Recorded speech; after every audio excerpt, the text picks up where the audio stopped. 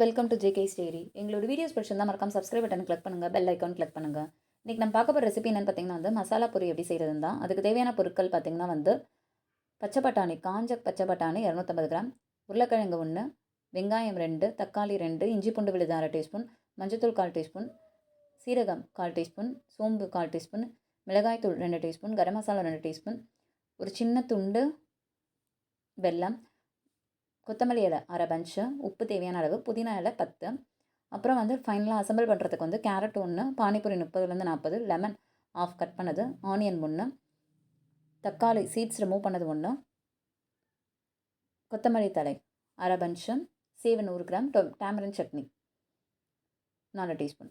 First காஞ்ச பச்சை பட்டாணியை 8லேருந்து 10 மணி நேரம் ஊற வச்சுக்கோங்க. ஊற வச்சு கழுவின பச்சை பட்டாணியை இப்போ குக்கரில் சேர்த்து வேக வைக்க போடும்.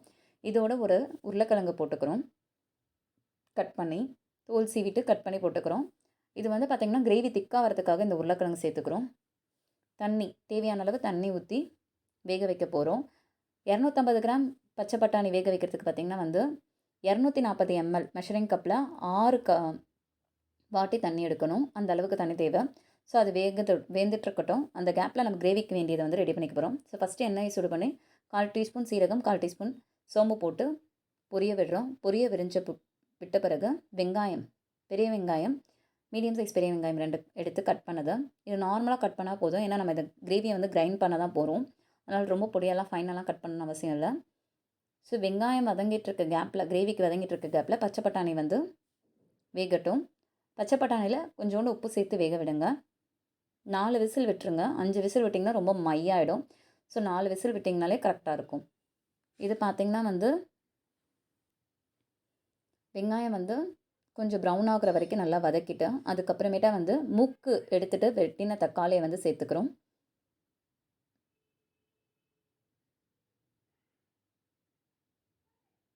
ஸோ வெங்காயம் தக்காளி வதங்கட்டும். வதங்கிறதுக்காக உப்பு சேர்க்குறேன்.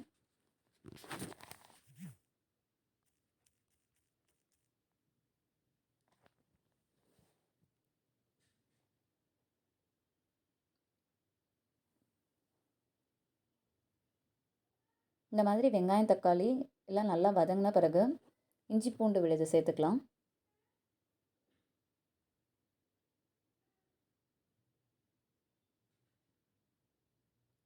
அப்புறம் ஒரு 2 மினிட்ஸ் வதக்கிட்டு, இஞ்சி பூண்டு விழுது வதக்கிட்டு, மஞ்சத்தூள் 1/4 டீஸ்பூன் சேர்த்துக்கலாம். அதுக்கப்புறமேட்டா மிளகாய்த்தூள் 2 டீஸ்பூன், கரம் மசாலா 2 டீஸ்பூன் போதும். ஏன்னா கரம் மசாலே கொரியாண்டர் இருக்கும், அதுவே போதும். தனியாலாம் சேர்க்க வேண்டாம். மிளகாய்த்தூளும் கரம் மசாலாவும் 2 டீஸ்பூன் சேர்த்துக்கோங்க. ஸ்பூனில் காமிச்சிருக்கேன் பார்த்திங்களா, அந்த அளவே இன்னொரு ஸ்பூன் சேர்க்கணும். அந்த மாதிரி சேர்த்து நல்லா கொஞ்சம் வதக்கி விட்டுக்கோங்க. 2 to 3 மினிட்ஸ் வதக்கிக்கோங்க. வதக்கிட்டு இந்த மசாலா கிரேவியை கொஞ்சம் நேரம் ஆற விடுங்க. ஆற விட்டு நம்ம அரைச்சி எடுத்துக்க போகிறோம். ஸோ இந்த மாதிரி நல்லா வதங்கின பிறகு ஆற வச்சு அரைக்க போகிறோம். ஸோ அது ஆறட்டும். இந்த பச்சை பட்டாணி 4 விசிலில் இந்த மாதிரி நல்லா வெந்துருச்சு பாருங்கள். 5 விசில் விட்டிங்கன்னா குழஞ்சிரும். ஸோ அதனால் அந்த மாதிரி வேக வச்சு எடுத்துக்கோங்க. வெங்காயம், தக்காளி, மிளகாத்தூள், கரம் மசாலாலாம் போட்டு ஒரு ஸ்பைஸ் ரெடி பண்ணி வச்சுருக்கோம் பார்த்திங்களா, வதக்கி ஆற வதக்கி சொன்னல அந்த ப்ளஸ் அது கூட கொத்தமல்லி கட் பண்ணது. ரொம்ப பொடியெல்லாம் வேணாம், நான் அரைக்க தான் போகிறோம். ஸோ கொஞ்சம் 2-3 கட் பண்ணிக்கோங்க. அதோட வேக வச்சுருந்த பட்டாணி கொஞ்சம் சேர்த்துக்க போகிறோம். கிரேவி கொஞ்சம் திக்னஸ் கொடுக்கறதுக்காக கொஞ்சோண்டு எடுத்து இது பண்ணிக்க போகிறோம். ஸோ நல்லா அரைச்சிட்டு தண்ணி விட்டு அரைச்சிக்கோங்க. நல்லா பேஸ்ட் மாதிரி அரைக்கணும். இந்த மாதிரி அரைச்சிக்கணும்.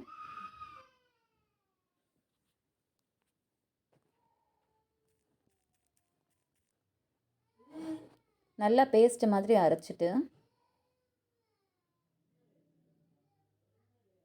இந்த மாதிரி திருப்பியும் ஒரு வடை சட்டியில் அந்த பேஸ்ட்டை அரைச்சோம் பார்த்திங்களா, கொத்தமல்லி, புதினா 10 இலை அதெல்லாம் சேர்த்து ப்ளஸ் அந்த வெங்காயம் தக்காளி வதக்கி வச்சுருந்தது கொஞ்சம் பட்டாணி சேர்த்து வதக்கிறது. ஸோ அந்த மசாலா வாடை போகட்டும். கொஞ்சம் போன பிறகு பச்சை பட்டாணியை ஊற்றி ஒரு 5 மினிட்ஸ் விடுங்க. ஓவராக விட்டிங்கன்னா கிரேவி திக்காகிடும். உங்களுக்கு அந்த ஃப்ளேவர் வரும், வெந்துருச்சு. ஸோ நல்லா ஸ்மெல்லு வரும், அதிலே உங்களுக்கு தெரியும்.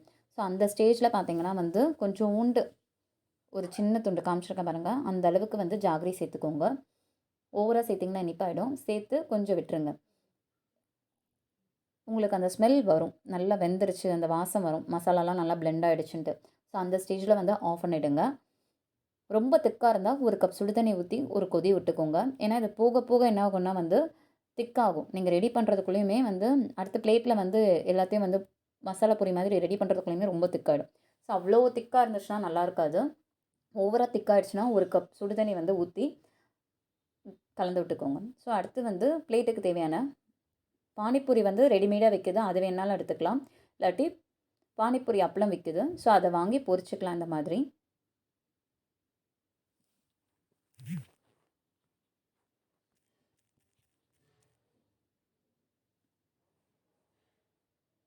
இந்த மாதிரி பொரிச்சு ரெடி பண்ணிக்கோங்க. ஸோ இப்போ வந்து பிளேட்டுக்கு தேவையானது பார்த்திங்கன்னா வந்து வெங்காயம், தக்காளி சீட்ஸ் ரிமூவ் பண்ணிவிட்டு கட் பண்ணணும், பானிபூரி, அப்புறம் நம்ம பச்சை பட்டாணி செஞ்சு வச்சுருக்கோம் பார்த்திங்களா அந்த கிரேவி, டேமரன் சட்னி, கொத்தமல்லி, சேவு.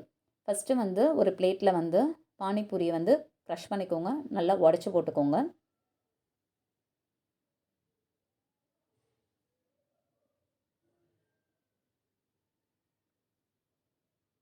இந்த மாதிரி ஒரு 4 பூரியை வந்து உடச்சி போட்டுக்கோங்க.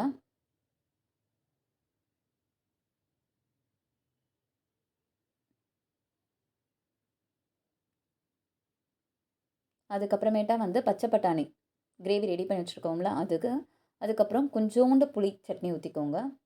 நிறைய வேணாம், அப்புறம் ரொம்ப புளிப்பாக இருக்கும், திகட்டும். கொஞ்சோண்டு, அப்புறம் பொடியாக நறுக்கி வச்சுருக்க பெரிய வெங்காயம் சேர்த்துக்கோங்க. அதுக்கப்புறமேட்டா தக்காளி வந்து சீட்ஸ் ரிமூவ் பண்ணிவிட்டு பொடியாக கட் பண்ணி வச்சுருக்குது. இங்கே தான் வந்து சீட்ஸ் ரிமூவ் பண்ண தக்காளி வேணும். ரிமூவ் பண்ணிட்டு பொடியாக கட் பண்ணியிருக்காது. நிறைய தக்காளி சேர்க்காதீங்க, நல்லா இருக்காது. கொஞ்சோண்டு சும்மா டேஸ்ட்டுக்காக சேர்த்துக்கோங்க. அப்புறம் கேரட், இது வேணும்னா சேர்த்துக்கலாம், இது ஆப்ஷனல் தான், வேணும்னா மட்டும் சேர்த்துக்கலாம், இல்லை என்கிட்டன்னா ஒன்றும் பிரச்சனை இல்லை. அப்புறம் சேவ்,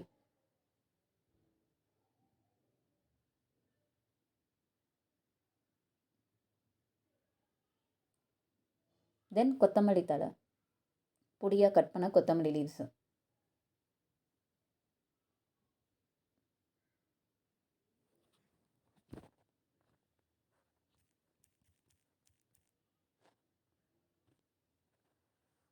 ஃபைனலாக பார்த்தீங்கன்னா லெமன் ஒரு 2 சொட்டு பிழிஞ்சு விட்டுக்கோங்க.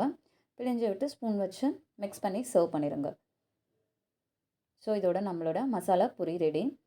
நீங்கள் வந்து இது இல்லை, நீங்கள் பச்சை பட்டாணி கொடுத்தாலே வந்து அதுவே பயங்கர டேஸ்ட்டாக இருக்கும், அந்த கிரேவி மட்டுமே. இவ்வளோ என்னால் செய்ய முடியாதுன்னா வெறும் பச்சை பட்டாணியோட அந்த இது பண்ணிட்டு அந்த கிரேவியை மட்டுமே நீங்கள் கொடுத்தீங்கன்னா அவ்வளோ டேஸ்ட்டாக இருக்கும், குழந்தைங்க ரொம்ப விரும்பி சாப்பிடுவாங்க. இதோ நம்மளுடைய மசாலா பூரி ரெடி. இதுக்கு வந்து பார்த்திங்கன்னா வெள்ளை பட்டாணி வந்து அவ்வளோவா டேஸ்ட் வராது, பச்சை பட்டாணி தான் டேஸ்ட்டாக இருக்கும், காஞ்ச பச்சை பட்டாணி தான். எங்களோட வீடியோஸ் பிடிச்சிருந்தால் லைக் பண்ணுங்கள், ஷேர் பண்ணுங்கள், கமெண்ட் பண்ணுங்கள். தேங்க்யூ.